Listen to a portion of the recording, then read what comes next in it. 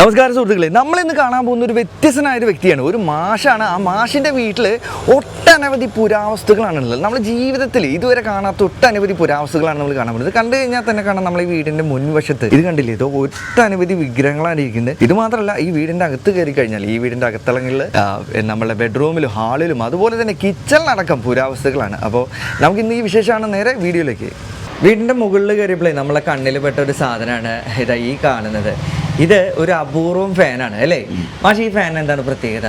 അത് ഇലക്ട്രിസിറ്റി വരുന്നതിന് മുമ്പ് അന്ന് പ്രചാരത്തിലുണ്ടായിരുന്നൊരു ഫാനാണ്. അത് പ്രവർത്തിപ്പിക്കാനായിട്ട് മണ്ണെണ്ണ ഒഴിച്ച് കത്തിച്ചാൽ മതി. മണ്ണെണ്ണയിൽ പ്രവർത്തിച്ചിരുന്ന ഫാനാണ്. അതെ, മണ്ണെണ്ണ ഒഴിച്ച് കത്തിച്ചു കഴിഞ്ഞാൽ ആ ചൂട് ആണ് ആരും ഉപയോഗിക്കുന്നത്. ആ ചൂട് ഉപയോഗിച്ച് ആ ഒരു പിസ്റ്റൺ ഇങ്ങനെ മുകളിലേക്കും താഴേക്കും വർക്ക് ചെയ്യും. ആ പിസ്റ്റന്റെ പ്രവർത്തനം ഉപയോഗിച്ചിട്ടാണ് ഈ ഫാനിന്റെ ആ ലീഫ് തിരിയുന്നു, ഓട്ടം തിരിയുന്നു. അതായത് പണ്ട് കാലത്ത് ഇലക്ട്രിസിറ്റി ഒക്കെ വരുന്നതിന് മുമ്പ് ആളുകൾ മണ്ണെണ്ണ ഫാനാണ്. ഇന്ന് ഇലക്ട്രിസിറ്റി കൊണ്ട് നമുക്ക് കിട്ടുന്ന സാധനങ്ങൾ മിക്കവാറും എല്ലാം തന്നെ മണ്ണെല്ലാം വർക്ക് ചെയ്യുന്നു. അപ്പൊ ഇതാണ് നമ്മളെ മണ്ണെണ്ണയിൽ വർക്ക് ചെയ്തിരുന്ന ഫ്രിഡ്ജ് അല്ലേ? അതെ അതെ. അതിന് പ്രത്യേകിച്ച് മണ്ണെണ്ണ ഒഴിച്ച് കത്തിച്ച ആ ഹീറ്റ് എനർജിയാണ് അതിന് വേണ്ടത്. ഹീറ്റ് എനർജിയാണ് വേണ്ടത്. അപ്പോൾ അന്ന് മണ്ണെണ്ണയായിരുന്നു അതിന് കിട്ടാൻ സൗകര്യം ഉണ്ടായിരുന്നത്. ഇന്നിപ്പോൾ അതിന് പകരം ഒരു ഹീറ്റർ, ഇലക്ട്രിസിറ്റി വർക്ക് ചെയ്യുന്ന ഒരു ഹീറ്റർ വെച്ച് കൊടുത്താലും മതി. ചൂട് കൊടുക്കേണ്ടത് അർത്ഥം. ചൂട് കൊടുത്താൽ തണുക്കും. അതെ, ചൂടിനെ ഓപ്പോസിറ്റ് ആയിട്ട് തണുക്കും. കറക്റ്റ്. അങ്ങനെയാണ് ഈ ഫ്രിഡ്ജിന്റെ പ്രിൻസിപ്പിൾ ആയിരുന്നു. ഫ്രിഡ്ജിന്റെ പ്രിൻസിപ്പിൾ എന്താ വെച്ചാൽ പെട്ടെന്ന് അതിൻ്റെ ഉള്ളിലുള്ള ഒരു ദ്രാവകം പെട്ടെന്ന് വേപ്പറൈസ് ചെയ്യണം. അതാണ് അതിന്റെ തത്വം. നോക്കി സുഹൃത്തുക്കളെ, ഈ റൂമിനകത്ത് നടന്നു കഴിഞ്ഞാൽ ഇത് കണ്ട നിറച്ചിരിക്കുകയാണ് പുരാവസ്തു സാധനങ്ങളാണ്. അതായത് അദ്ദേഹത്തിൻ്റെ ഡൈനിങ് ടേബിളൊക്കെ ഇരിക്കുന്ന റൂമാണ് കേട്ടോ. ഈ റൂമിനകത്താണ് ഇത്രയധികം സാധനങ്ങൾ ഇരിക്കുന്നത്. പക്ഷേ ഇന്ന് ഇപ്പോൾ അത് ആരെങ്കിലും ചോദിച്ചാൽ നമ്മളത് വിൽക്കാൻ തയ്യാറാണ്.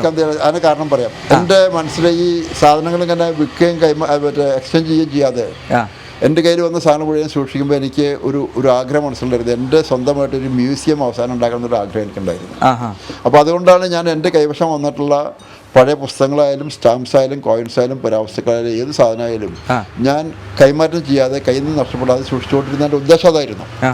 ഞാനൊരു 10-15 കൊല്ലം മുമ്പ് മ്യൂസിയം ഉണ്ടാക്കാനായിട്ട് വലിയൊരു സംഖ്യ വേണം. അതിന് മക്കളോട് കാശ് ചോദിക്കാൻ എനിക്ക് ഉദ്ദേശം എൻ്റെ പൈസ കൊണ്ട് ഉണ്ടാക്കണം എന്നായിരുന്നു എൻ്റെ ആഗ്രഹം. ആ പൈസ ഉണ്ടാക്കാനായിട്ട് ഞാനൊരു ശ്രമം നടത്തി. ആ ശ്രമം വിജയിച്ചില്ല, ഉദ്ദേശിച്ച പോലെ നടന്നില്ല. അപ്പോൾ അതുകൊണ്ട് എൻ്റെ മ്യൂസിയം ഉണ്ടാക്കാനുള്ള എൻ്റെ ആഗ്രഹം നടക്കാത്തൊരു സ്വപ്നമായിട്ട് അവശേഷിച്ചു. അപ്പോൾ എനിക്ക് മ്യൂസിയം ഉണ്ടാക്കാനുള്ള പരിപാടി നടക്കില്ല എന്ന് ബോധ്യം വന്നതുകൊണ്ട് ഇപ്പം ഞാനിത് വിൽക്കാൻ ഉദ്ദേശിച്ചിരിക്കുക. അപ്പോൾ എനിക്ക് ഓരോന്നോരോന്ന് വിൽക്കാൻ എനിക്ക് താല്പര്യമില്ല. അതുകൊണ്ട് ആരെങ്കിലും വന്ന് വലിയ മ്യൂസിയം ഉണ്ടാക്കാൻ ആഗ്രഹക്കാർ ആരെങ്കിലും വന്നു കഴിഞ്ഞാൽ എൻ്റെ കളക്ഷൻ മൊത്തത്തിൽ കൊടുക്കാനാണ് ഞാൻ ഉദ്ദേശിക്കുന്നത്. അതായത് ഓരോന്നായിട്ട് മേടിക്കാൻ ആരും വരണ്ട, എല്ലാം കൂടി എടുക്കാൻ തയ്യാറായിട്ടുള്ള ഇതുപോലെ പാഷനുള്ള അല്ലെങ്കിൽ ഒരു മ്യൂസിയം തുടങ്ങാൻ ആഗ്രഹിക്കുന്ന ആരെങ്കിലും ഉണ്ടെങ്കിൽ വന്നാൽ കൊടുക്കും അല്ലേ? അപ്പോൾ സുഹൃത്തുക്കളെ, ഇന്നത്തെ വീഡിയോ എല്ലാവർക്കും ഇഷ്ടപ്പെട്ടു എന്നാണ് ഞാൻ വിചാരിക്കുന്നത്. നിങ്ങൾക്ക് ഈ വീഡിയോ ഇഷ്ടപ്പെട്ടാൽ മറ്റുള്ള അറിവിലേക്കായിട്ട് ഈ വീഡിയോ ഷെയർ ചെയ്ത് കൊടുക്കുക. കൂടെ നമ്മളെ പേജ് ഫോളോ ചെയ്യാത്തവരൊന്ന് ഫോളോ ചെയ്യുക. യൂട്യൂബിലാണ് വീഡിയോ കാണുന്നത് വെച്ചെങ്കിൽ ചാനലൊന്ന് സബ്സ്ക്രൈബ് ചെയ്യുക. അപ്പോൾ വീണ്ടും വ്യത്യസ്തമായ മറ്റൊരു വ്യക്തിയുമായിട്ട് നമുക്ക് അടുത്ത് തന്നെ കണ്ടുമുട്ടാം എന്ന് പറഞ്ഞുകൊണ്ട് ഞാൻ നിർത്തുന്നു. നന്ദി, നമസ്കാരം.